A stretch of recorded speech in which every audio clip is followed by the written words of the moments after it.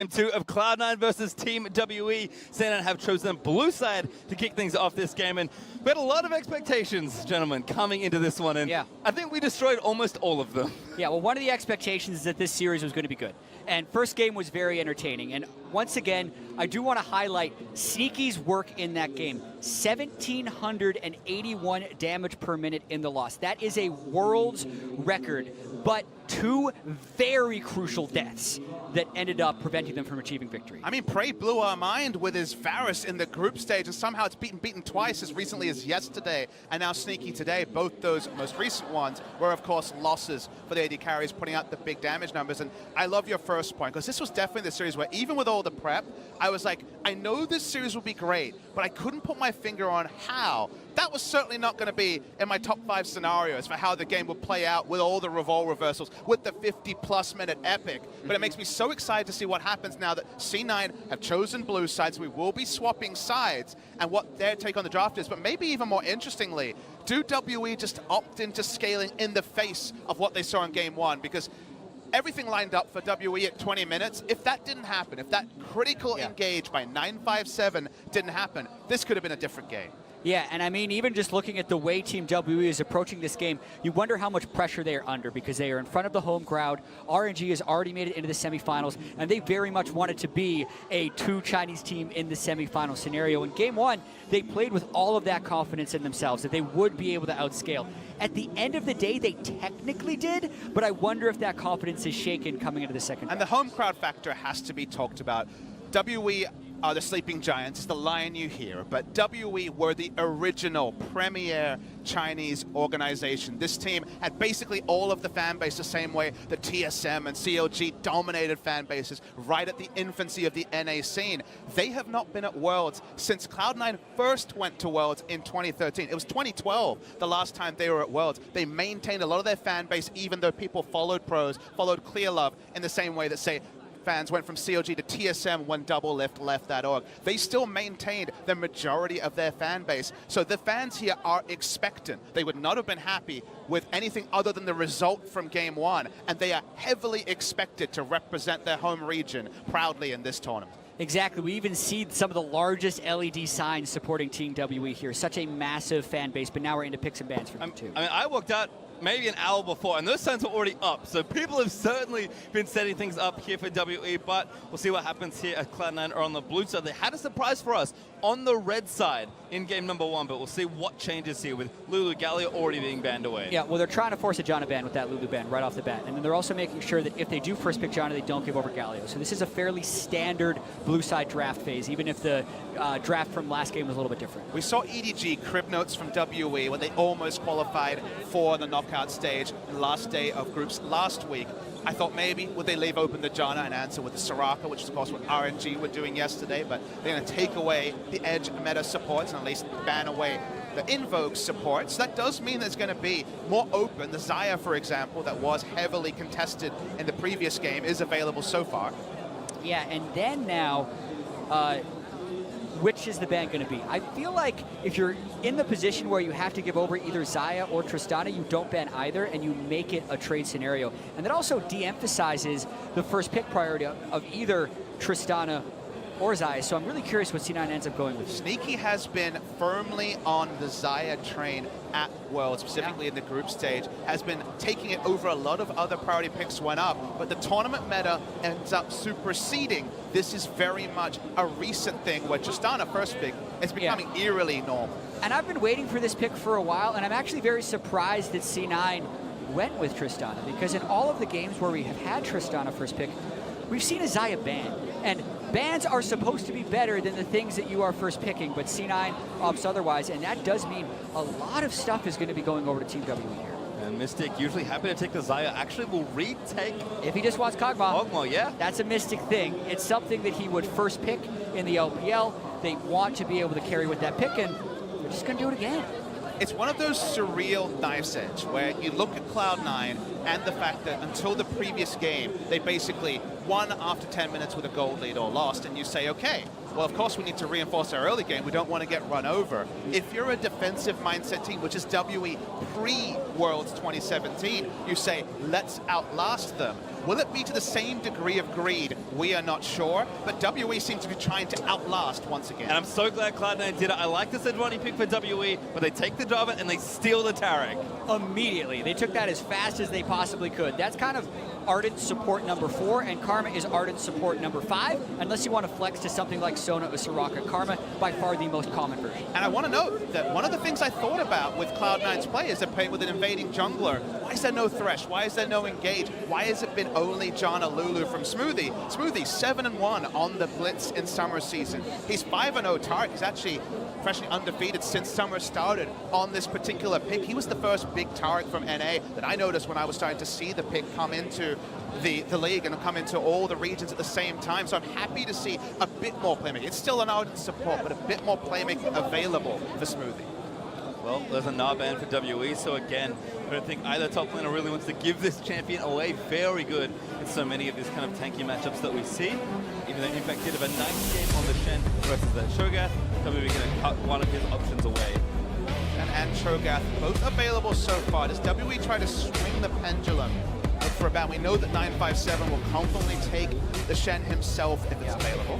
Both of the top laners have held Shen poses in their player pictures. They're very comfortable on that pick. And the fact that they're banning Shen, I think, even more sets up the Cho'Gath pick if they want to just get that giant front line in there one more time and take it to late game, so to speak. And it's base spin for C9. Cho'Gath, the next one this time, not Lucian though, so kind of makes sense. We'll see what WE do here. Do they just kind of take the tank?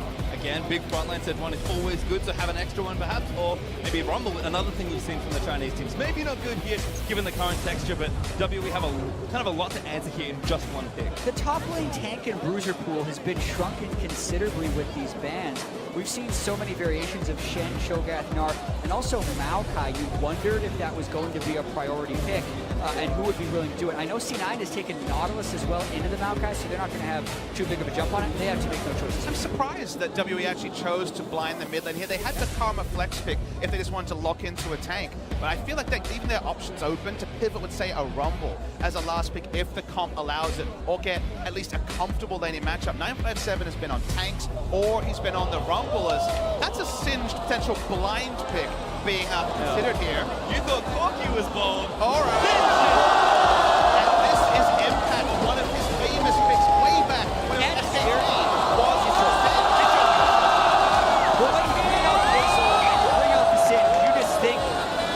So, we have been obviously not seeing that much of Singe, but we have been talking about it a little bit backstage. And as far as champions who can build MR against a single damage profile, Singe will be one of those picks. And Oriana and Corp is a fine matchup for Jensen. The moment that I first met Impact, when he was already on C9, I talked about, where is the Singed? You are the famous SKT Singed player. He hasn't played it in so long, but this is such a throwback. Literally a 2013 throwback from Impact. And now, 957 doesn't want to play Maokai. It's not a good pick in the Singe. Singe absolutely destroys that pick. How do you feel right now, Chad? I feel like 957 should have played Kled. He should have played something that can change the damage profile, but he's so far off meta. They've been thinking about the front line that they need, and they go with the Maokai. Okay, but let's take a step back. If he picked the Kled, you would expect jungle attention, and 957 has had the lowest jungle proximity since group stages started of any top laner. This is WE saying, like it or lump it, we're not going to go near your lane. We are not going to help you out. We are focused on getting Kog'Maw, specifically through the laning phase. And sorry, you're going to have to deal with Maokai as against a Singe. They blind picked it. We had a Fizz and a Singed blind pick at Worlds 2017. I mean, you said it. What was left? That's the thing, right? Like, more than just C9 wonderfully navigated this draft and was like, we think they're going to pick a tank based on what they like to play. Reaper's like, hit him with the Singed Impact. It's a blocker pick. This is going to be a really interesting game at this point because there is a heavily magic damage focused profile for Team WE, and Singe will get that adaptive helm and the Abyssal Mask very early on into this game. I think almost freaking out. He was rapidly telling his team what's going on. The ref had to tap him on the shoulder, say, go shave, we can Reaper 10. Reaper's already standing there just being like, come on, man. Let's get this game going. Cloud9 clearly have thought about this series a lot. 2 picks they have held the entire time. We talk about mid Worlds or mid-series adaptation. Cloud9 said they had barely scrimmed the Caitlyn before pulling it out against AHQ for that clinching game. And they were pushed to the brink. They went 3-3 in group stage. So we're living with the possibility that they may have prepped not only the Aurelion Sol, but also the Singed in the last week, just so they could pull it out against Team WE. In a world where bot lane is king, it is C9 solo laners that are giving us the surprise every game so far. C9, they found a lead in game 1, but could not convert in a very close set. WE, this is the team that I think always toes the line. They know how they want to play. We'll see what happens this time, though. And for C9 fans, I think it means so much that game 1 was so hyper-competitive. It was so close to winning because a year ago, they walked in as NA's last home against Samsung Galaxy and were blown out of the water. It was about as one-sided a best of 5 as there could ever be. And yet here, they were close. They were so close to winning in game 1. And they're showing us new upon new to try and get a big impression here in game 2. Exactly. In game 1, with Sneaky doing nearly 1,800 damage per minute and setting a world's all-time record with that stat, it's in contrast to their series score. His series score in last year's quarterfinal was 1 kill and 16 deaths. Smoothie did not help him out either. Was 0 kills and 11 deaths. Combined, their bottom lane was 1 and 27. That was much different last game. They are playing at a much higher level. Also thinking about C9 in the grand scheme of things. 4th quarterfinal appearance at Worlds. The 3 times they have been there prior, they have been eliminated on those quarterfinals, only ever winning 2 total games across those 3 years. They're trying to make good on that, and they haven't gotten that win yet. This game will really tell us about the direction of C9. And Impact already hanging out. He didn't quite tag away from behind the turret, but he's going to meet it nice and early. Notice that he doesn't actually use the poison gas at all so far. He does not want to start pushing the lane just yet. He wants to get a bit more information. Maokai hasn't shown, so he'll now start pushing. And I want to emphasize that Singed, when you play it, is actually a counter pick to the Maokai. One of the main ways that Maokai can sustain in the lane is through his Sap Magic passive, where he heals on auto attacks. That cooldown is reduced, but not by Singed, because he just runs and doesn't actually have to cast spells near him. And the counter pick is especially true in competitive play because, of course, the play you do is with the proxy, the ability to get lane control, get behind the lane and push him in, force Maokai under turret, and then the teleport plays that Maokai wants to make gets so much more tricky. I will say that was the old Maokai charged with enemy spellcast. The current Maokai charges with his own spellcast, but it is still incredibly difficult for him to ever get the damage profile to take down. And again, just the lane pattern is Maokai under turret, stuck there, nothing he can do, largely helpless. And again, if you follow previous games, Condi's not going anywhere near that top lane with his less than 3% jungle proximity. Yes, who is though? Contract's already on that side of the map, cleared out almost fully though by Condi. So we'll see what he does want to do here. And again, back to the bot lane. Mystic playing up an aggressive sneaky tag by a Q. And who's here but Condi? Yeah, and the Karma can shove in the Taric early on in the lane phase. So even though the Kog'Maw you wouldn't think is an advantage matchup against the Trist, it's the duo lane. And the fact that they got the support counter pick, so to speak, by picking Karma into Taric, gives them the ability to pressure this bottom side. Well, it's very predictable that even their top side focus would return to the vertical jungling that only helped C9 the last. Consider a dive if they really wanted to. Big group wave, like you said. Jen's actually just going in on Xie. Xie forced out very quickly. Just a single auto there. Wouldn't have been kill range, but good sign for C9 as mid lane's become the most isolated lane recently until Contracts makes his first visit to the mid lane side. Jensen has been lethal on Orianna this year, but the pick is okay. Shesh is here for a counter. Yeah, looking for a Contract, trying to throw something up. Not gonna be. Oh, flash follow! Contract wants it. He's one more flash follow. Interrupt and Contract. He does grab first blood. Jensen gonna try and escort his jungler to safety. Shield do land in, and he may get away here. Flag drags out. Amazingly close fight right there. Jensen was waiting on his shield cooldown to save Contracts, but specifically the flash follow on the flag and drag to secure that kill. Sejuani was rolling into the picture like something from Jaws to turn around the turret dive, but the flash over the Thunderlord's block, just enough damage, the cooldown coming back, it all lined up, but it was just barely the right move. The Thunderlord certainly helping out as Contract with a very nice dive. We'll watch this one again. Remember, we have the minimap. We know Sejuani's on the way. Contract shows himself now to Xie. Sejuani wants to get there as fast as possible. They pull the trigger here. Nice flash from Contracts as well. perfectly followed him around the corner, but then actually autos the wrong target after Condi hits him, makes you put the first blood into question, but the cooldowns come back up and they make it alive. Well, Jensen actually building a nice lane lead as well. Xie did teleport back to the lane, but NCS down and maybe counting.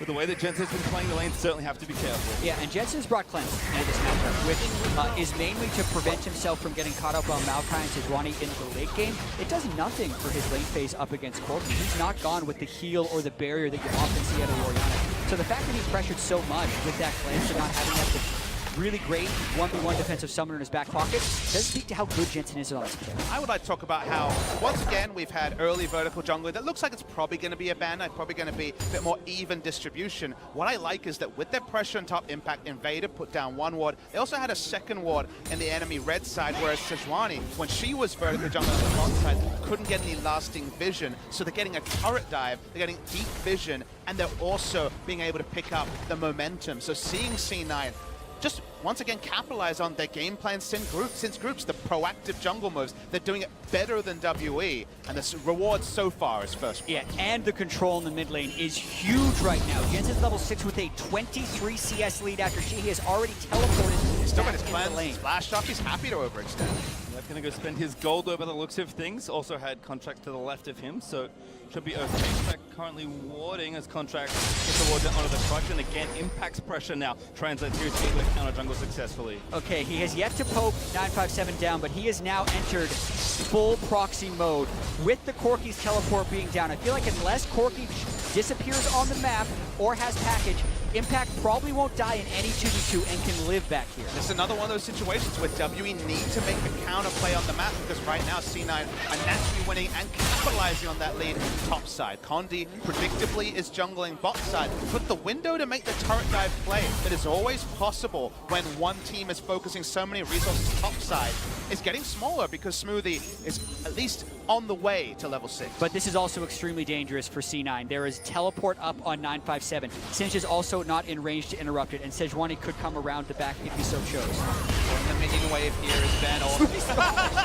Gets the big frog and Smoothie. I thought the surveillance was good enough, but gets a bit extra off that gold lead. It looks like Sneaky's also C9 just wants mid. Yeah, she just forced off, but Red buff as well, remember. Trying to take the turret. The two up now from WE, moving their Karma and their Sejuani towards the area.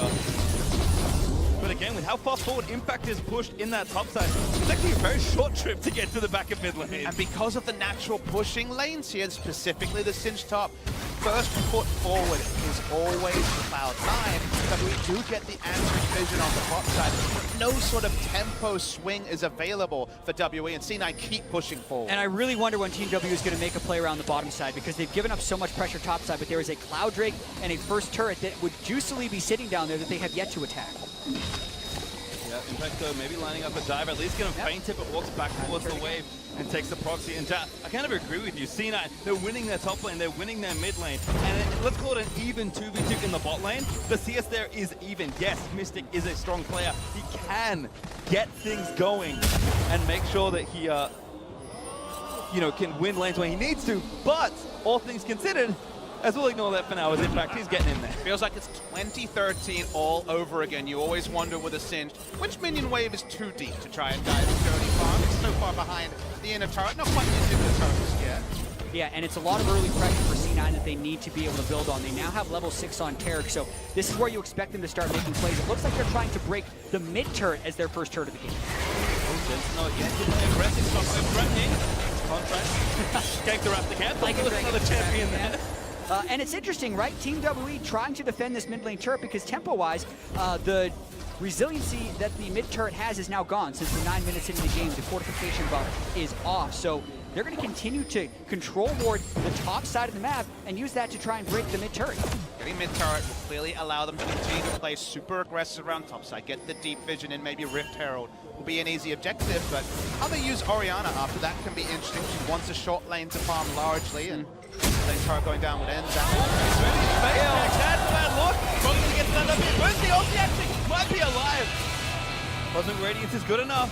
Smoothie stays safe. So Smoothie ulti down, Smoothie healed down. That has all of their defensive tools off the table, and with the current tempo of the map. Team WWE should be able to take this one. Not sure why Sneaky's staying around. Blocking, Dazzle not enough though.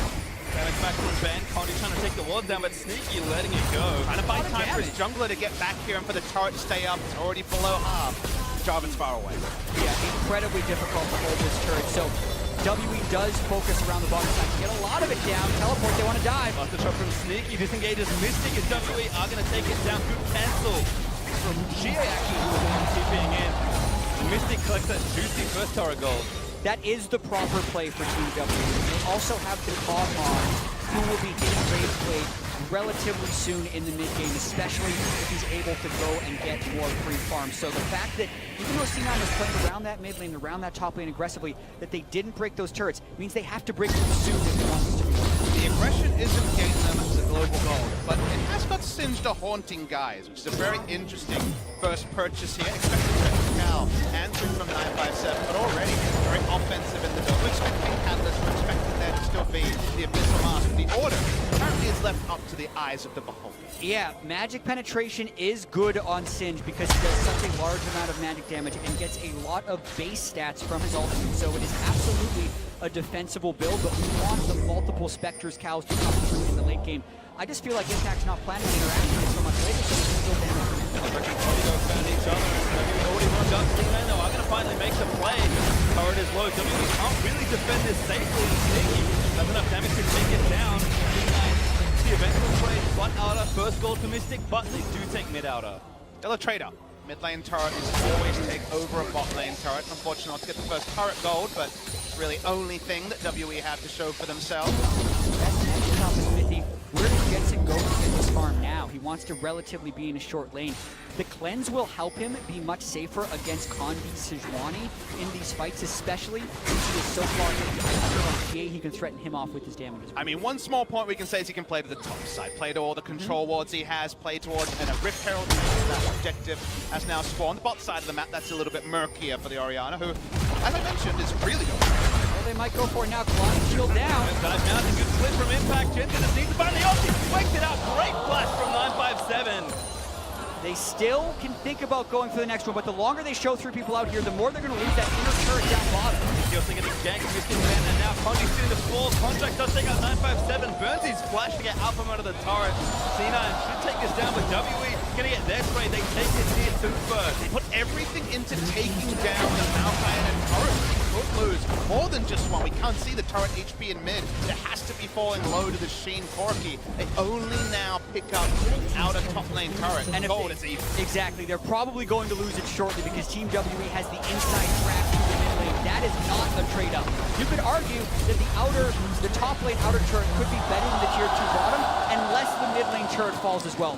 Simple math, 2 is greater than 1. Correct. Team WE gets the advantage. The whole game plan of C9 for the first 13 minutes was take down mid lane turret. They kept rotating through it, diving through it. So for them to have an answering turret there for WE really equalized the pressure, and if anything, gives WE a nose in front after C9 was proactive. Despite, again, the surprises that have shown us drive so far, this game certainly continued in a much more expected fashion. Sneaky and Smoothie trying to defend and stay, where all of the attempts for WE goes onto Mystic. So, in this kind of meta game, given now that the expected thing has happened, do C9 have enough in their solo management to pressure this game? Or the WE is going to keep being WE?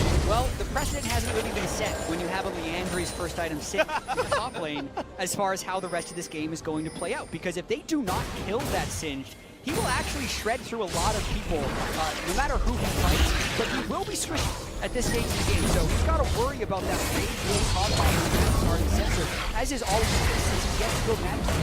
Lots of phrases this tournament I didn't expect to say, like at 14 minutes, a Leandri Sins is helping take down a Rift Herald whose percentage damage, standard things in the 2017 Worlds meta. Rift Herald, like we mentioned, was likely to be a prize for C9 with all their pressure top side, and they still are top side as Ben might come and face check. The biggest prize, though, is, of course, Mystic does have some double death. Connect CC!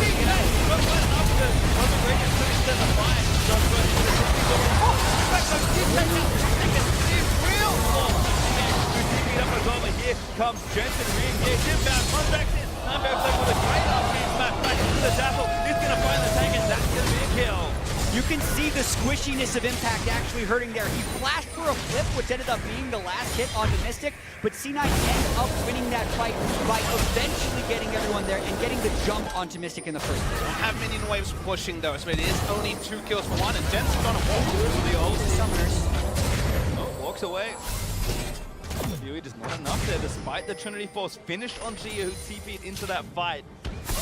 A little too threatening again. He's had such a good laning phase today. Yeah, but another critical thing about that fight is the fact that Team WE burned Flash on all of their carries, and C9 did not. So watch that Cataclysm cool down for Contract, because they can combo that with the Shockwave in the next fight and make a big combo. So that's a big edge they'll have going into the next fight. Gonna see the replay, and you mentioned, let's see some data points about what Leandri's first Sejuani can do in any sort of a fight. We're gonna see the replay. Mystic takes a lot of damage, but actually the terrain stops Sneaky from getting autos on priority targets.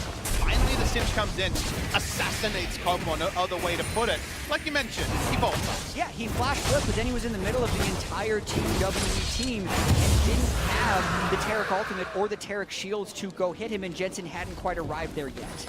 Small adaptation. You see that your enemy team has used their summons. They're going to want the group to minimize any of the chances of actually being caught out.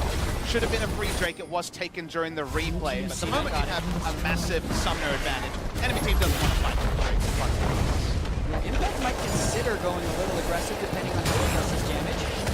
Well, if Turtle takes care of the turret at least, so does it need to be there. KW though still going is Sneaky, forced away by Nature's Grasp. WWE, they shred turrets at this point. They're playing PvE, they're going focused on the turret. Jensen's going to come in, but the turret's already be dead. He might have to be the one to make it happen. No real engage to help Oriana get in there. The Dazzle finds two. Ulti caught by Smoothie, but it's defensive because he's already quite low. Slow is going to connect the stun. Goes very well. And Mystic snipes through the living artillery. WWE will not beat the turret as Project. He makes play in Jensen. He's so late. He just can't get in range for his ulti. Fight! Oh, yes!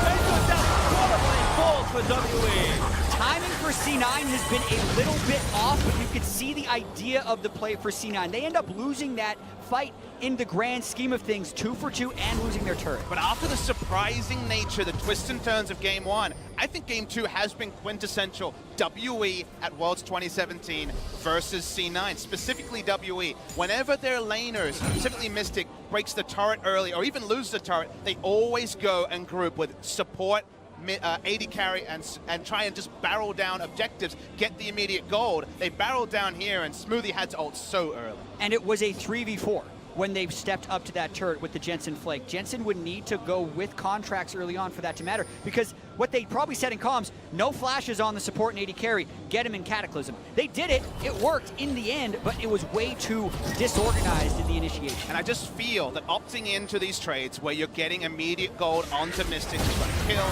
he's been involved in the 5 turrets, of course, means that he's hitting his power spikes a lot earlier, predictably, of course, than Game 1. And this is WE playing their game plan, whereas C9 splitting the map and not getting the same sort of objective lead that perhaps the dirty farming Singe in the early game may have suggested they could have won.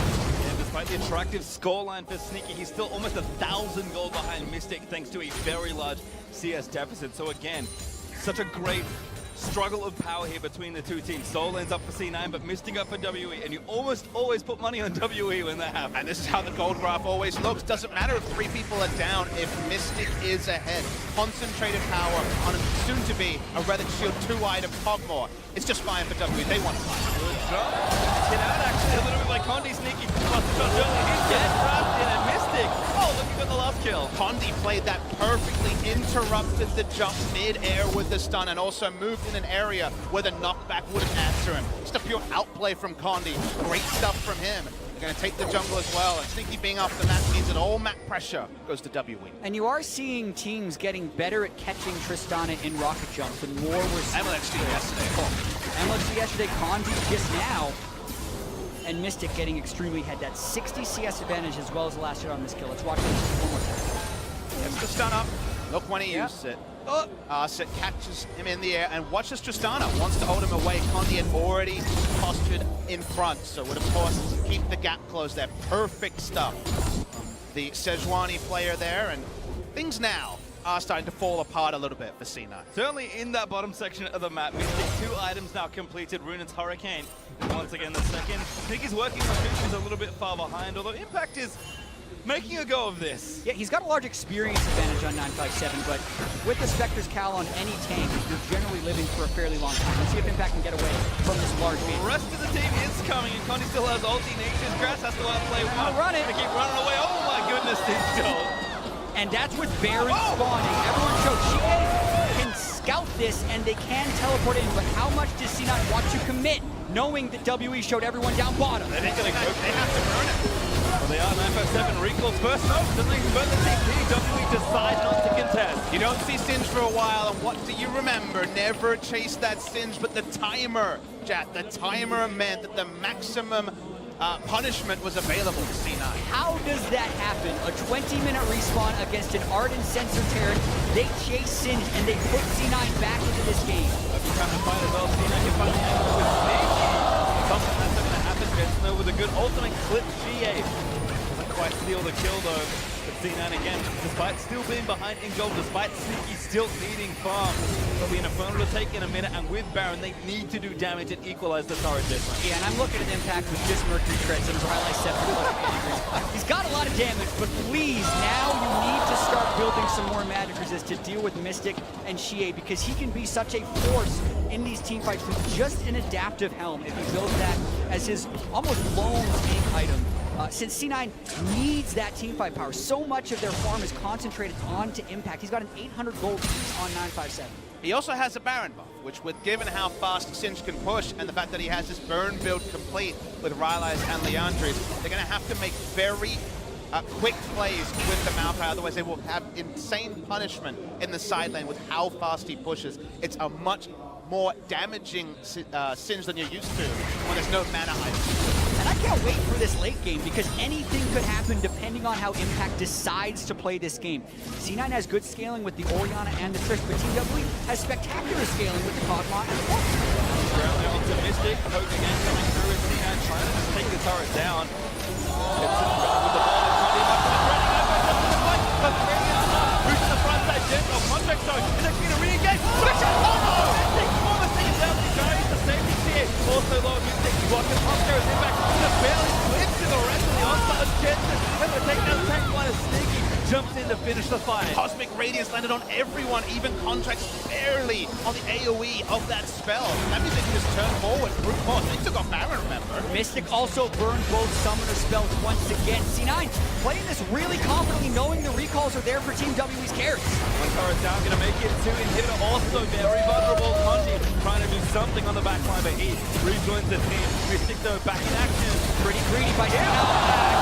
Goes down, Pistol's good enough there for Xie. Now it's full retreat. Jensen, no ulti for a while. Sneaky forced to flash away. Turns back in, tries to take down Xie. Oh no! Doesn't down. Mystic seals it. With an Infernal Drake on the table, C9 tried to stick around to kill the inhibitor. That was straight up greedy. Shockwave's almost back. Finds it, gets it. Oh my god! Correct. Double up and turn around again. Smoothie cuts away. No! Jensen touch. Mystic once again. Still in debt. Mystic Topmore does work. But now a 1v2. 957 back in contact. He flashes it into the waiting arm of 957. And all right, it's done. Yeah, Contact just gonna chill it out. This game is decided by inches. That's now 2 kills I can remember that Mystic's final auto attack post-flash has given him a last hit. The turnaround by C9 there by the Shockwave, nearly massive, but both teams walk away. Infernal Drake still up. It was such a deep teleport from the Maokai. 957 coming in with the home guards, looks for the target. The correct target is Deceptive. He goes on specifically to, I believe, the rocket jumping Justana, but the fact that the Cosmic Radiance hits everyone means to re-engage. It's huge. And it's just a lethal combo with Orianna and Jarvan. Last game, so many people had a hard time getting past the front line. Orianna Jarvan can bypass that. They then focus down 957, rocket jump forward. Impact narrowly missed his flash flip onto Xie's Corki, but then this is an overstay. Impact down on the flank, disrespecting Xie's burst. They tried to greed for the inhibitor so early in the game, but it could mean free objectives in the future. Remember, this fight all ended with the Maokai's back in. That's how long it was. It's WE in the picture-in-picture do pick up the Infernal, which was expected to be the trade as that kind of pandemonium started. Well, certainly we'll be happy with that given how late game 1 went. Only about 25 minutes into this one. And Baron will be respawning again in like a minute or two, I think, given that C9 took it basically on the dot. So once again, Baron buff dropped off. Next objective traded over to WE. Gold sitting at even as the teams scale up. C9, they do have an open image that they can attack. And Impact is going down to that bot side, so we'll see how C9 kind of play their next step. Impact wants to kill him. It's going to be a 1v2. He's probably going to have to turn around. He also flanking? Question mark? Not quite. Some questionable map positions there by Impact. Actually really good positioning by Condi to cover Shie on that push. No jungle available, really just runs into the lane just in case. I want to posit this to you, Jab.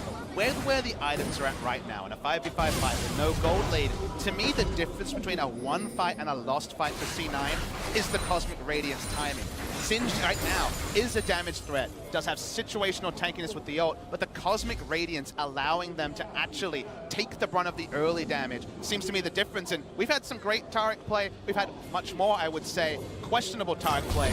They do have momentum, they can use the ult proactively, but to me, that's the sign. And you also have to wonder how the team fights are going to play out, because 957 doesn't have the disengage after he initially goes in. Even though his teleport is up, that's the question. Can you fake the engage to get the Taric ultimate up? Because if they go in for the engage, Smoothie counters it with ultimate, and then their carries are still in range for a Cataclysm Shockwave combo, C9 has a huge advantage in those fights if it plays out like that, but it doesn't have to. WE can play a little bit of in and out, and when Mystics flashes up, it is all the more lethal. Yeah, that's the timing when they probably feel like they can push out a little bit further. To me, that is the big factor, so they have at least one reset for the inevitable Cataclysm into Orianna Shockwave combo. That's starting to push up. It's actually onto Ben. Always good to take out the Arden if you can. Dazzle not angled quite enough as Ben blast turns off to safety. Impact does get a lot of work pushing down towards that side. And Contract pretty tanky with the adaptive helm. Actually face takes Shie. Yeah, when they can get multiple adaptive helms, it will be huge for them this game. It is very difficult for WE to break through the damage here. Also, Mystic was forced into a head shrinker because he doesn't want to get one shot by that Shockwave combo. Well, good for C9. Actually equalize the turret difference finally. As they take down the bot tier 2. Baron up in 13 seconds. Condi knows what that means. It's time to grab some vision. And I heavily think that with the recurve, I was going to say Wit's End to get even more magic than this, but now they have already completed the Bilge Water, so I'm going to try and power through the Singe. The armor purchases are probably quite far away. Yeah, I think so much of it does just have to do with lifesteal if they're expecting these to be long fights. There's a tank line that he's trying to cut through. The Wit's End will help reduce the magic resist, but just literally lifesteal is so important for Mystic to always be at full health. Full health plus a locket shield means the Shockwave probably doesn't kill. And I take that point well, because Ginsu's Rage, the Hurricane, so many different lifesteal appliers, you probably out lifesteal damage better than you actually reduce damage.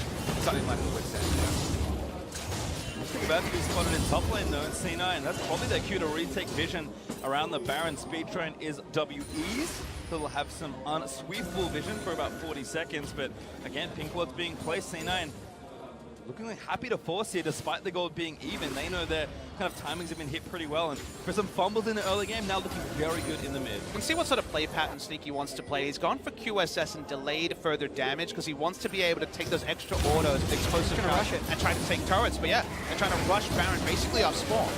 And this is with Mystic in base. That's why they're rushing, but they have to worry about the steal. It could just be a straight up 50-50. Yesterday. Now going to pull on, look for an engage. Contract has found one. Dazzle will hit. Move back into the team. 957 getting shredded down. Cosmic Radiance. See that continue to play. Mystic though does get out, flashes out to safety. 957 somehow lives. Impact getting shredded down by the rest of the mark. But then look up on the bench to take him down. Sneaky. Still good as Impact still somehow alive. How did that even happen? Almost two dead on the side of WE. 957 has been starved of farms thanks to facing up against a Sin, so they actually have a ton of burst damage to get on him early. The question is, how do they turn back to Baron? The Taric Baron is insane. He heals everyone up with the Ardent Sensor and his Q. Condi's going to have to go for heroic steals down to 4,000 already. You don't even see it yet. Late TP, Condi feeling good. Take it down, but now the fight could start off. Mystic no flash, has to play aggressive. Impact tries to move the rest of the team away. C9 track is free hitting. Tries to disengage. Sneaky took out Condi and now going to make it out to safety. Actually keep going, Cloud9. I think they know they can make something happen here. Dazzle is good. Finds 957. Stuns him up there. The flip card. Oh my goodness, they call Mystic Jensen able to grab the shockwave and the assassination. Now Shea, the next to go down. Jensen with the crucial double kill. Impact Singe drifts through the team to get into melee range of Kog'Maw and flip him back. Things you didn't expect to say today, Papa Smithy, is the theme. Huge play by C9 as they take Baron. What I'm not surprised about, though, Jack, is the accuracy from Jensen on the shockwave. They have basically been targeted abilities. There was no information for Condi at this point. He comes in at perfect time, could not steal it. They have to kind of force the Price into a fight here on WE. The guesswork by Condi was insane that it was even that close, but he doesn't get it, and then it's the fight that is sneaky on the side. Doesn't quite get focused in WE, is unable to actually select the right target, knowing they never got the last hit, and then the empowerment of the Taric as well as the Orianna emboldened Sneaky to run forward. And just little things from Singe, like the brief grounded effect stopped the Porky from using the Valkyrie as early as he would have liked. Still taking off on the back end. This Singed pick is surprising WE in multiple ways. Even to start that whole passage, 957 with Flash Up thought he could walk up, threaten and engage by space. He was flung into the team, and even the Flash couldn't get him out healthy. And look, W were not lacking for damage from their carries in that fight, but somehow in execution around a very tense Baron, it is C9 that come out on top. And a blind pick Singe is the sort of thing that will annoy the hell out of the coach of WE. Owen will have to decide, do we have to ban it? If they're willing to blind pick it and we don't have a strategy for it, that might have to just be a permanent ban. Yeah, and remember, it was blind picked after so many of the other top laners were banned away. Shogath was banned, Shen was banned, Gnar was banned. It felt like Maokai was the only pick left, and that's exactly what C9 got. They're going in! Yeah, Mystic, no flash. They're just going to try and get a shot. Jensen assassinates Mystic just with the ultimate, and they break the bottom in him turret. C9 not done as Impact, looking for a flip. Maybe a little too far forward, but still, defense is there. He's actually so tanky with the help of his team, and 957 is not so lucky. Sneaky finds the next kill. C9 might look to push this for the win. Tank line down, Mystic down. They're pushing. Don't need Corky for wave clear. Baron Buff still good. CA needs to play the defense of a lifetime to try and let this one happen. Condi trying to dive back in, but C9 peel away. He gets so sneaky. Almost takes him down. Flash for crit. Does seal CA's death. And the next is open as Cloud9 tied up. Gentlemen, we have a series. Mixing the old with the new. Jensen's Orianna, probably his best pick this year. And then out of the blue, Impact Singed is something that Team WE is unable to deal with. The team fight coordination was a little bit lacking in game one. C9 found the combo here in game two. They found the combo by pulling from the history book. Such a vintage pick from Impact from back on his SKT T1 Team 2 days. Not even T1K, not even the eventual SK Telecom they are today. He looks proud in the front, and he should be. They play around the Singe in team fights. Crazy to even say that sentence, but with Janna banned, they thought team fight Singe could work, and it worked a treat. And the grins on their faces, they know what they just did. They just pulled out Singe after being down in a series against Team WE, and it worked wonderfully. I mean, Impact played a champion he hasn't played in years. Jensen played a champion he has never played, and they almost took game one. Yeah, but that also puts us in a position where you're wondering what's going to happen next game, because it is 1-1. Both of these games were very close for long periods of time until they were broken open by some big-time team fighting. So this is one hell of a series. C9 clean it up, and they tie it up as well. Let's send it over to Dash and the analysts, though, to get their thoughts on how game two played out. Heating up as we move to 1-1, as was mentioned, both games being incredibly close. But C9 does it with the Singed pick, and what I'm seeing here is innovation up against comfort out of WE. Yeah, it's pretty much the Singe, the Aurelian Soul, all of these cool bags of tricks, these unique strategies that Cloud9 keep hitting them with, and Team W are like, yo, pick me Kog'Maw blind for the millionth time this year.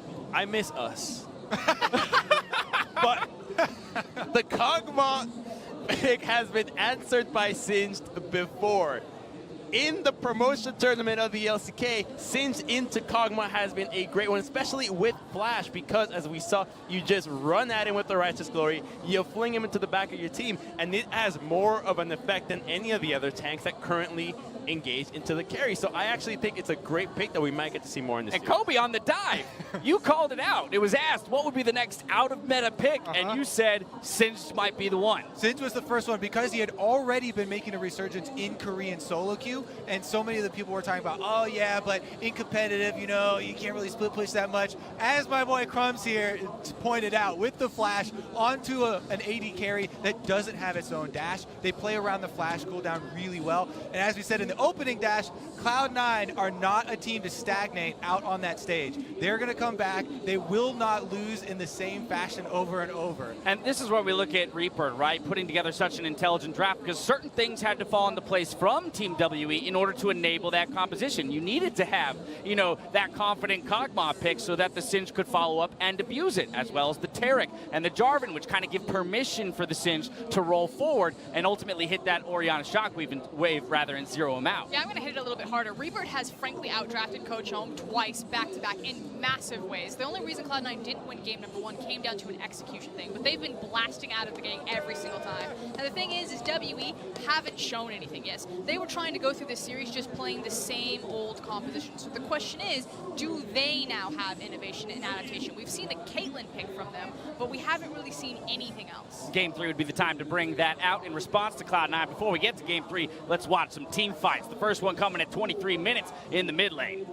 Yeah, and this team fight starts with WE engaging onto a Baron of Cloud9. So already they're at a bit of a disadvantage, but they have the surprise factor. And look at the Taric ultimate. It gets popped right away. But the big key, the re-engage from Cloud9 is with contracts, the Cataclysm into the Shockwave. 1 millimeter any direction would not have connected that. And in the end, it just drags out so long. But because C9 is a little bit stronger here, they walk away victorious.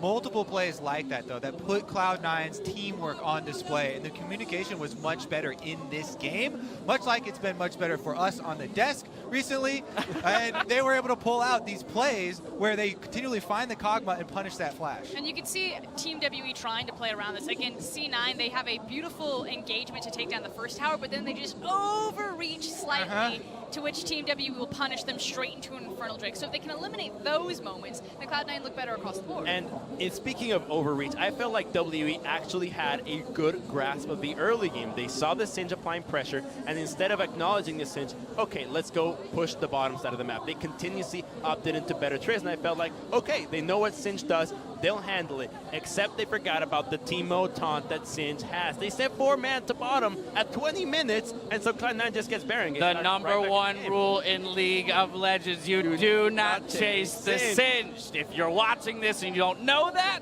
now you do, and you have no excuses. But you talk about Barons, there were a couple Barons in this game. The first one came early. The second one is our Acer Predator replay here for Game 2. C9 coming up big with the smite and the fight. I mean, frankly, the greater sin was the fact that they chased Singed while the Baron went up, but this is actually the second one, and everyone's heart stopped. I saw Kobe clinch a little bit as Condi got into that pit, but in the end, Contracts finds the smite. Yeah, against the son of Baron, you don't really want to go for these, but they managed to secure it. And in the end, you've got Tristana just taunting the Maokai. W me, I can rocket jump back in. You don't expect the Tristana to be the one going forward, but Cloud9, they have numbers advantage. It's back to that communication, though. The fact that Sneaky holds his W until the Taric stun is available, knowing that Smoothie's next to him, it's just orchestrated so well across the board. And I have to say, Smoothie has been super underrated here because Olay, you know, kind of eclipsed him during the North American LCS summer, and so many awards were going his way, and it was all about initiation supports. Smoothie is such an adaptable AD carry. He's also stepping up in shot calling for the team. Excuse me, ADC, support. Who knows? Maybe he can play AD carry, and we still have 3 more games, ideally, to find that out. Could be another curveball that C9 decides to throw. Refocusing towards Game 3, though, as the series is all tied up. Again, the onus is on Team WE now, having just taken a blow to the face. They're moving back to blue side, what they won with the first time around. But again, from blue side, you claim that Reaper outdrafted them. So what's the answer? How can they preempt that kind of outdrafting once again? If history tells us anything, it's going to be a priority over Janna. I hope that is not the case. I hope that they recognize how much Tristana has been a part of a lot of teams' victories, not just in this series, but also yesterday, and they start to change it up. If we see a Janna first pick go through, I'm pretty much done with this team. Any other thoughts from you guys? I want to keep on getting some unique picks here. All right, so what's the next one? Westrice is helping coach for Cloud9, so Akali. Akali maybe? Woo! They've also been practicing that in solo queue. All right, well, there you have it. Up next, we have Game 3 of Cloud9 versus Team WE after the break. And before we go, while leading in damage can be oh so sweet, keep in mind that there are more ways to carry than stats can show. Here's an example from Sneaky and Meteos, former teammates who put the less than 3 in GG.